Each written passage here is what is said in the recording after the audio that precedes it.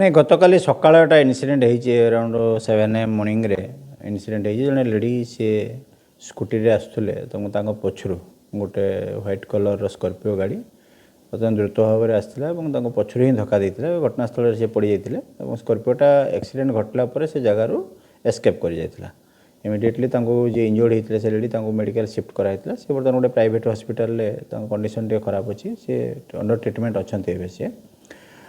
जो एक्सीडेंट जो जगार स्पॉट रे हैला सेटा कंप्लीटली अंडर सीसीटीवी सर्वेलेंस रे थिला। तो एक्सीडेंट गोटे डिफाइंड एक्सीडेंट आम कहीपर एवं से जो गाड़ी जोटा अच्छी स्कॉर्पियो गाड़ी ताको आम एसर्टन करने चेष्टा करुचु और तार नंबर जो प्रोबेबल जोटा आसूची से आम चेष्टा करुचु तार कौ नंबर हो पार से बाहर करने चेष्टा करुचु से आरटीओ आम परामर्श नबू और साहाय्य नबू एसर्टन करने नियर बाय सीसीटीवी गुड़ाए अच्छी आम टीम गोटा आम करूँ से मैंने कम्प्लीटली से वर्कआउट कर घटना पर तांकर हजबैंड गतकाली संध्यारे से गोटे रिपोर्ट देते एक्सीडेंट हेड्रे आईथे सालेपुर थाना केस नंबर 469 गोटे एक्सीडेंट केस रुजु होती तदंत कराम बर्तमान जेहेतु सीसीटीवी रे स्कॉर्पियो नंबर एत क्लारिटी ना तेणु आम कहीपर से ठीक अच्छे ना पड़े आम तदंत जेहेतु करुचु आमर बर्तमान मुख्य टार्गेट अच्छी गाड़ीटा जोटा एस्केप कर एक्सीडेंट स्पॉट से गाड़ीटा जिते आम ट्रेस करदेबू से सब जिन क्लीयर हो नुआ नुआ खबर जानिबा पई